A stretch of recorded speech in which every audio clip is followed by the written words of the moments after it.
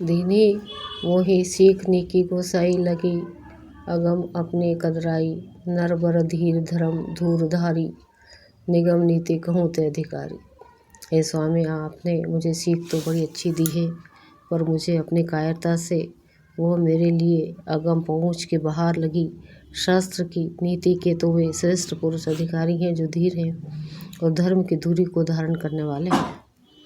मैं सुषु प्रभु सनेहु प्रतिपाला, मंदरु मेरु की लेहि मराला गुरु, पितु मातु ना जनाऊँ, कहूँ कहूँ सुभाव नाथ पते आहूँ। मैं तो प्रभु आपके स्नेह में पला हुआ छोटा बच्चा हूँ। कहीं हंस भी मंदराचल या सुमेरु पर्वत को उठा सकते हैं नाथ। स्वभाव से ही कहता हूँ, आप विश्वास करें, मैं आपको छोड़कर गुरु पिता माता किसी को भी नहीं जानता। यहाँ लगे जनत जगत सने सगाई, प्रीति प्रीति निगम निजुगाई, मोरे सभी एक तुम स्वामी, दीन बंधु गुर अंतर्जामी।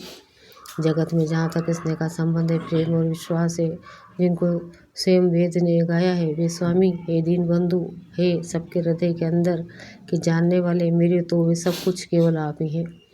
धर्म नीति उपदेश या ताही कीर्ति भूति सुगति प्रिय, जाहि मन क्रम वचन चरण रत हो ही, कृपा सिंधु परिहा रिया की सोई। धर्म और नीति का उपदेश तो उसको करना चाहिए जैसे कीर्ति विभूति ऐश्वर्या सदमति प्यारी हो, किंतु जो मन वचन और कर्म से चरणों में ही प्रेम रखता हो, हे कृपा सिंधु, क्या वह भी त्यागने के योग्य है? दुआ करुणा सिंधु सुबंधु के सुनी, मृदु वचन विनीत समझाई, गुर लाई प्रभु जानी सनेव सभी। दया के समुद्र श्री राम जी ने भले भाई के कोमल नम्रता युक्त वचन सुनकर और उन्हें स्नेह के कारण डरे हुए जानकर हृदय से लगाकर समझाया। मांगू विदा मातु समझाई, आहू बेगी चलो वन भाई, मुदित भय सुनी, रघुबर बानी भयु लाभ बढ़ गई बड़ी हानि। और कहा, हे भाई, जाकर माता से विदा मांग आओ और जल्दी वन को चलो। रघुकुल में श्रेष्ठ राम जी की वाणी सुनकर लक्ष्मण जी आनंदित हो गए, बड़ी हानि दूर हो गई और बड़ा लाभ हुआ। हर्षित हृदय मातु पहि आए, मनु अंध फिरी लोचन पाए, जाई जननी पग नाय माथा, मनु रघुनंदन जानकी साथा। वे हर्षित हृदय से माता सुमित्रा के पास आए, मानो अंधा फिर से नेत्र पा गया हो। उन्होंने आकर माता के चरणों में मस्तक नवाया, किंतु उनका मन रघुकुल को आनंद देने वाला श्री राम जी और जानकी के साथ था। पूछे मातु मलन मन देखी, लखन कही सब कथा विशेष, गई सहमी सुनी बचन कठोरा, मृगी देखी दऊ जनु चहोरा।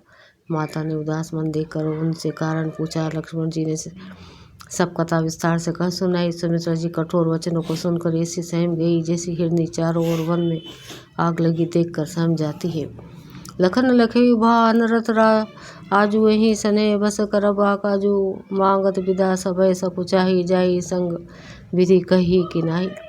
लक्ष्मण देगा कि आज अब अनर्थ हुआ है, ये इसने बस काम बिगाड़ देगी, इसलिए वे विदा मांगते हुए डर के मारे सकुचाते हैं और मन ही मन सोचते हैं कि हे विधाता, माता साथ जाने को कहेगी या नहीं। दुआ समुझ सुमित्रा राम सिय रूपु, सुशीलो भो सुभाव, नृप सने उलखे धुने सिरु, पापिनी दिन न कुदाऊ। सुमित्रा जी ने श्री रामचंद्र जी और श्री सीता जी के रूप, सुंदर शील और स्वभाव को समझकर उन पर राजा का प्रेम देखकर अपना सिर धुना पीटा और कहा कि पापिनी कैकई ने बुरी तरह घात लगाया। धीरज धरे को अवसर जाने, सहज सुरद बोली मृदुबानी, ता तुम्हारी मातु वेद ही पिता रामो सब भांति सने।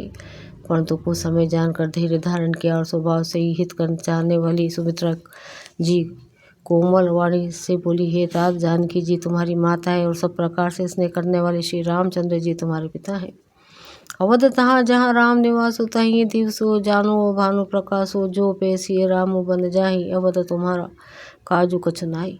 जहाँ श्री राम जी का निवास ही हो वही अयोध्या, जहाँ सूर्य कृपा का वही दिन है। यदि निश्चय ही सीता वन को जाते हैं तो अयोध्या में तुम्हारा कुछ भी काम नहीं है।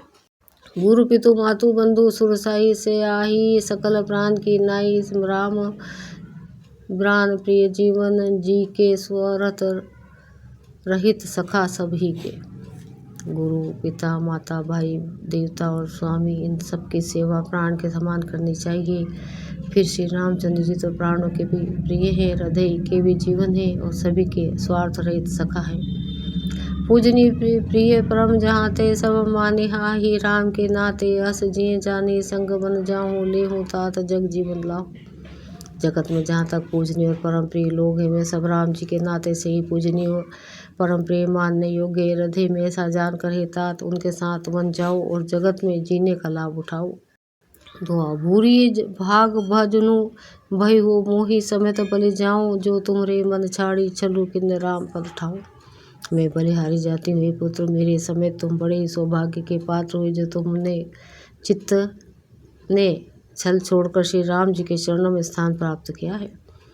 पुत्रवती जुक्ति जग सोई रघुपति भक्तु जासु सुत होई न तरु बांझ भली बादी बयानी राम विमुख सुत ते हित जानी।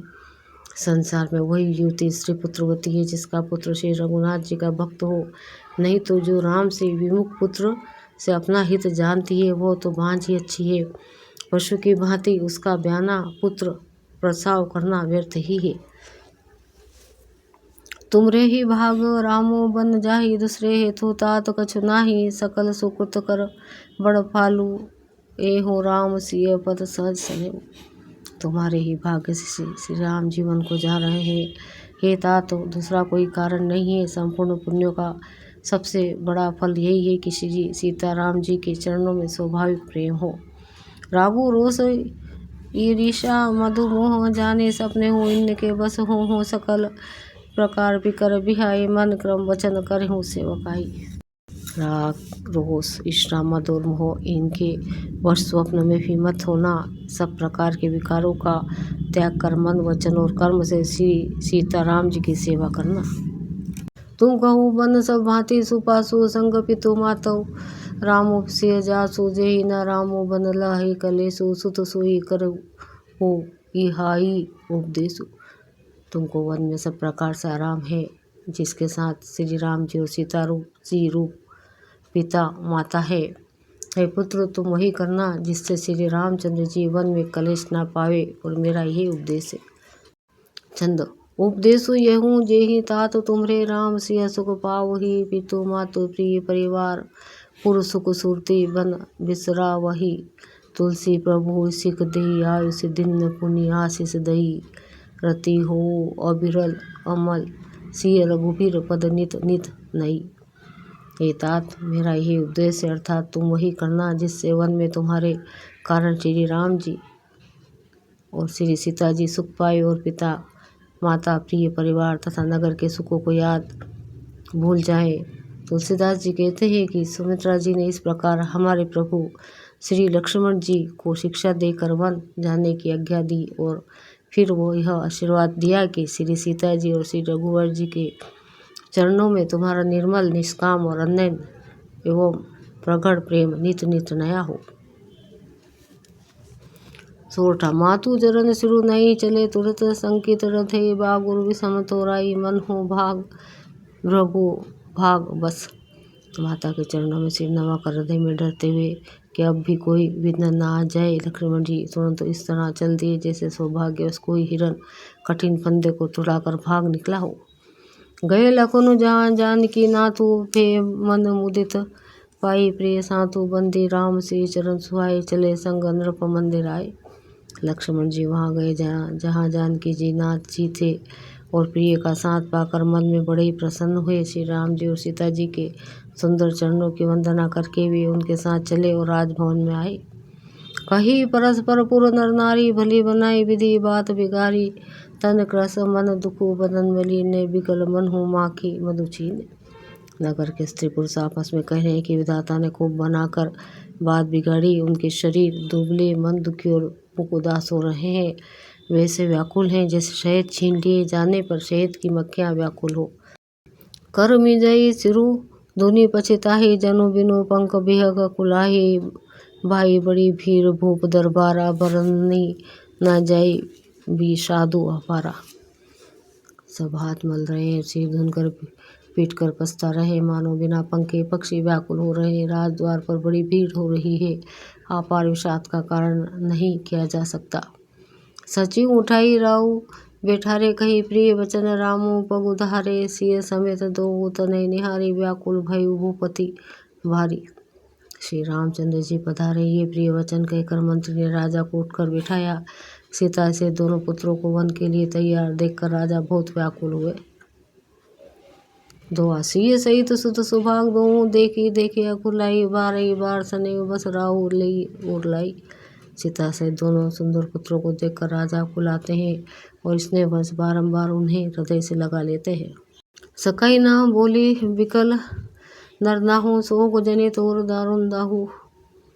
नाही शिशुपद अति अनुरागा, उठी रघुवीर विदा तब मांगा। राजा व्याकुल है, बोल नहीं सकते, हृदय में शोक से उत्पन्न हुआ भयानक संताप है। तब रघुकुल के वीर श्री रामचंद्र जी ने अत्यंत प्रेम से चरणों में सिर दबाकर उठाकर विदा मांगी। पितु आशीष आय सो मोहि दीजिए, हर समय बिस्माऊ कत कीजिए, तात किए प्रिय प्रेम प्रमादु, जसो जग जाई होय अपवादु। हे पिताजी, मुझे आशीर्वाद और आज्ञा दीजिए, हर्ष के समय आप शोक क्यों कर रहे हैं। हे तात, प्रिय के प्रेम वश प्रमाद कर्तव्य कर्म में त्रुटि करने में जगत में यश जाता रहेगा और निंदा होगी।